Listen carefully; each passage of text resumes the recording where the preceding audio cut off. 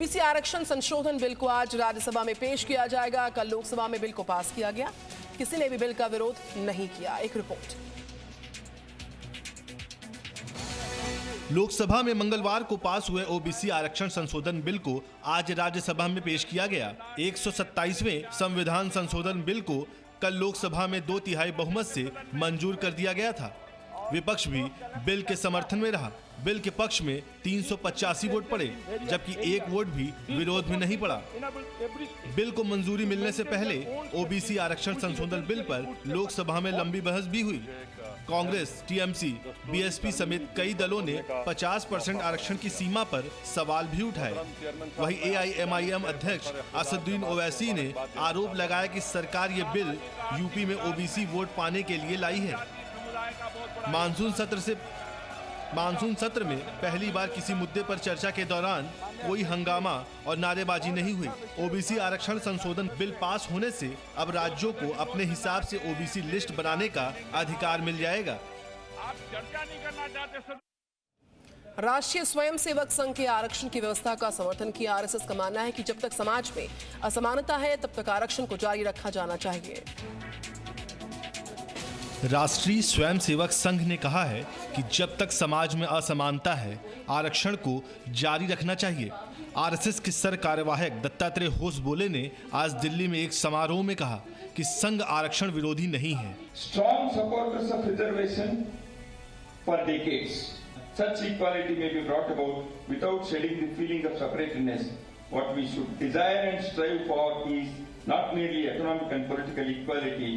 We want a change, a complete integration of the society. संघ के इस बयान के बाद केंद्र सरकार की आरक्षण नीति को उसकी हरी झंडी माना जा रहा है। 2015 में बिहार चुनाव से पहले संघ प्रमुख मोहन भागवत के बयान के बाद से लगातार प्रचार हो रहा था कि संघ आरक्षण विरोध के खिलाफ है। वहीं एआईएमआईएम अध्यक्ष असदुद्दीन ओवैसी ने बीजेपी को ओबीसी विरोधी बताया। ट्वीट में कहा, भाजपा सरकार ओबीसी समाज के हित में नहीं है, बल्कि सिर्फ उनके वोट के लिए है। राज्यसभा में एक बार फिर से मंगलवार को विपक्ष ने जमकर हंगामा किया। हंगामे की वजह से सदन की कार्रवाई को बार बार स्थगित करना पड़ा। मंगलवार को राज्यसभा में एक बार फिर विपक्ष ने जमकर हंगामा किया। हंगामा इतना बढ़ा कि संसद की कार्रवाई बार बार स्थगित करनी पड़ी। इन सब के बीच सत्तारूढ़ पक्ष के सांसदों और सरकार के मंत्रियों ने कहा कि सदन की कार्रवाई स्थगित होने के बाद भी हंगामा थमता नजर नहीं आ रहा है। तमाम विपक्षी सांसद काले रंग के कपड़ों में भी सदन के अंदर नजर आए। विपक्षी सांसदों का कहना था कि सरकार उनकी आवाज को दबाने की कोशिश कर रही है। इन कानूनों के वापसी की नियत से लेके आते हम चर्चा करते, मगर आज ये जो सरकार की नियत थी वो कहीं विभाजन करने का था। नियत से ये किसान को के आड़ में विपक्ष में विभाजन हो। बीजेपी सांसद प्रवेश वर्मा ने एक वीडियो ट्वीट कर विपक्षी नेताओं के समय पर सवाल खड़े किए। वीडियो ट्वीट करते हुए बीजेपी सांसद प्रवेश वर्मा ने लिखा कि लोकतंत्र के मंदिर संसद में दिशाहीन कांग्रेस एंड गैंग का चरित्रहीन मुखौटा देखिए। पंजाब से मुख्यमंत्री कैप्टन अमरिंदर सिंह आज प्रधानमंत्री नरेंद्र मोदी से मुलाकात कर सकते हैं। कल गृह मंत्री से मुलाकात करके सुरक्षा बलों की 25 टीम्स की मांग की जा चुकी है। एक रिपोर्ट। पंजाब के मुख्यमंत्री कैप्टन अमरिंदर सिंह आज प्रधानमंत्री मोदी से मुलाकात कर सकते हैं। मंगलवार को कैप्टन अमरिंदर सिंह ने गृह मंत्री अमित शाह से मुलाकात की थी। 15 अगस्त के अलर्ट को देखते हुए अमरिंदर सिंह ने गृह मंत्री से केंद्रीय सुरक्षा बलों की 25 टीमों की मांग की है। इन टीमों की अमृतसर, जालंधर, लुधियाना, मोहाली, पटियाला, भटिंडा, फगवाड़ा और मोना में तैनाती की जाएगी। अमरिंदर सिंह ने गृह मंत्री से सीमा सुरक्षा बल के लिए एंटी ड्रोन गैजेट्स की भी मांग की है। पंजाब में पिछले कुछ दिनों में पाकिस्तान की सीमा से कई बार ड्रोन भेजकर साजिश रची जा चुकी है। कैप्टन ने बताया कि प्रदेश के 5 किसान नेताओं की जान को खतरा है। ये नेता पंजाब और हरियाणा पुलिस की सिक्योरिटी लेने से इनकार कर चुके हैं, इसलिए केंद्र इन नेताओं की सुरक्षा का इंतजाम करे। कैप्टन अमरिंदर सिंह ने कहा, किसान आंदोलन लंबे समय से चल रहा है। अब सीमा पार से किसानों को सरकार के खिलाफ भड़काया जा रहा है। उन्होंने गृह मंत्री से कृषि कानून को वापस लेने की भी गुजारिश की है। टोक्यो ओलंपिक्स में शामिल होने वाले भारतीय दल के साथ राष्ट्रपति रामनाथ कोविंद ने मुलाकात करनी है। 14 अगस्त को राष्ट्रपति भवन में सभी से हाई टी पर मुलाकात होने वाली है। राष्ट्रपति रामनाथ कोविंद टोक्यो ओलंपिक में शामिल होने वाले भारतीय दल के साथ 14 अगस्त को हाईटी पर मुलाकात करेंगे। ये मुलाकात राष्ट्रपति भवन में होगी।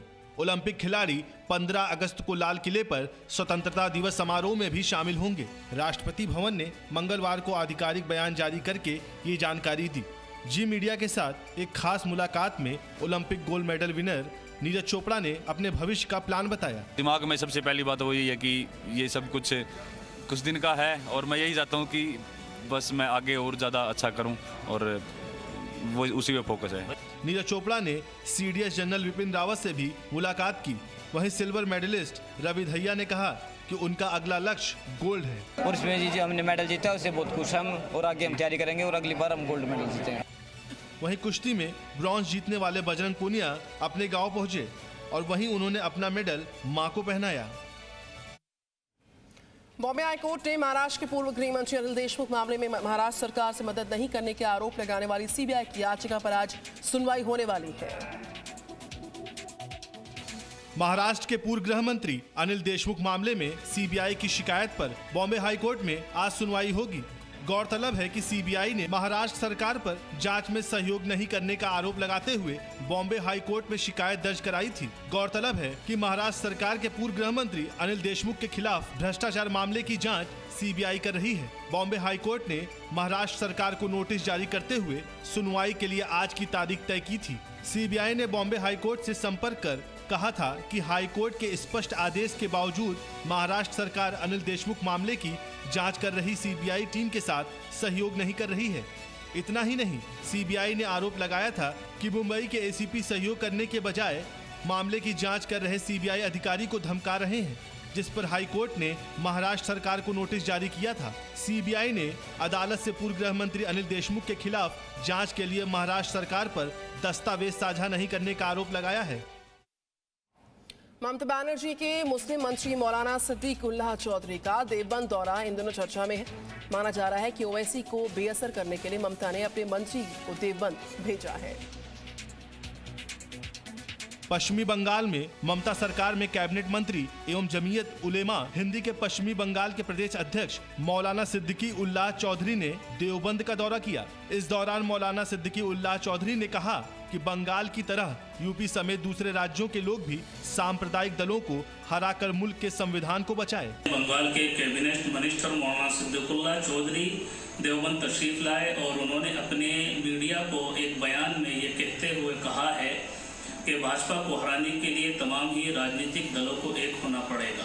पश्चिम बंगाल की ममता बनर्जी सरकार में मुस्लिम चेहरा माने जाने वाले मौलाना सिद्दीकी उल्लाह चौधरी ने कहा कि मुख्यमंत्री ममता बनर्जी की अगुवाई में हिंदू और मुसलमानों ने एक साथ मिलकर बंगाल में बीजेपी का सफाया कर दिया।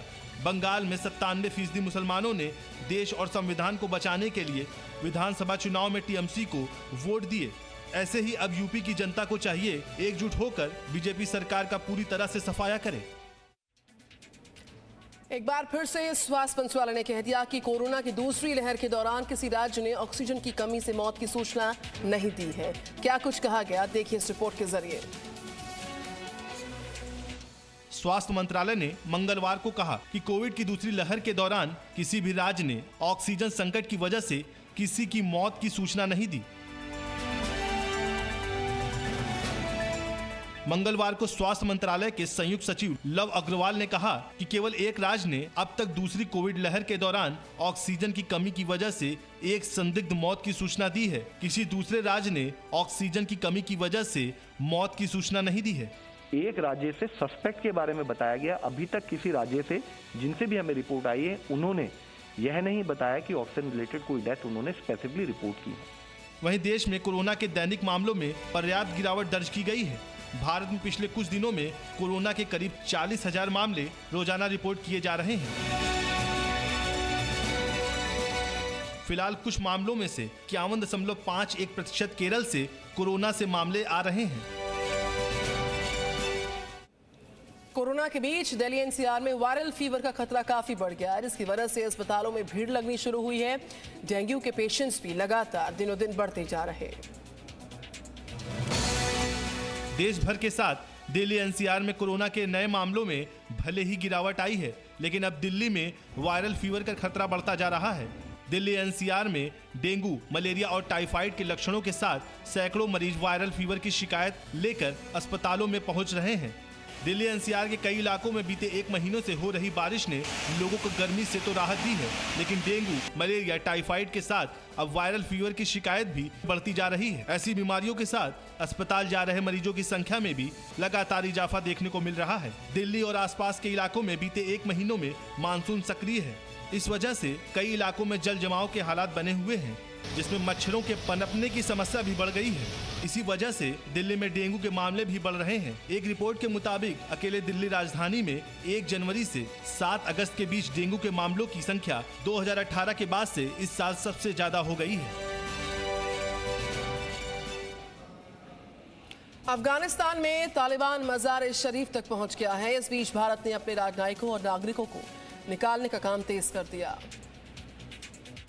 अफगानिस्तान में तालिबान आतंकियों के लगातार बढ़ते हमले को देखते हुए भारत ने अपने राजनयिकों और नागरिकों को निकालने का काम तेज कर दिया है। मज़ार शरीफ में वाणिज्यिक दूतावास से सभी राजनयिकों और उनके साथ नागरिकों के भारत लौटने के लिए मंगलवार की शाम वायुसेना के विशेष विमान की व्यवस्था की गई। काबुल में भारतीय दूतावास ने एडवाइजरी भी जारी की, जिसमें कहा भारतीय नागरिक जल्द से जल्द लौटने की व्यवस्था करें। कंपनियां भी भारतीय कर्मचारियों को जल्द वापस भेजें। हवाई यातायात बंद होने से पहले वापसी सुनिश्चित करें। वापसी के लिए जल्द ही पासपोर्ट और ब्यौरा जमा करें। अफगानिस्तान में तालिबान मज़ार शरीफ के पास तक पहुंच गया है और अफगान सेना से तालिबान का संघर्ष तेज होता जा रहा है। इससे पहले भारत ने 11 जुलाई को कंधार दूतावास से अपने कई डिप्लोमेट वापस बुला लिए थे और कर्मचारियों की संख्या में भी बड़ी कमी की थी। अफगानिस्तान संकट को लेकर आज दोहा में होने जा रही एक बैठक में भारत को भी बुलाया गया है। उत्तराखंड के चमोली में बरसात के बाद लैंडस्लाइड हुआ है, जिसकी वजह से ऋषिकेश बद्रीनाथ नेशनल हाईवे बुरी तरह से क्षतिग्रस्त हुआ। तो वहीं यूपी के प्रयागराज में गंगा नदी खतरे के निशान से ऊपर बह रही है।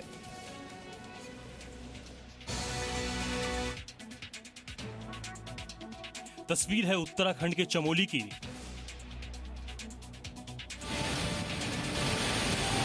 जहां बद्रीनाथ राष्ट्रीय राजमार्ग पर लैंडस्लाइड हो गया।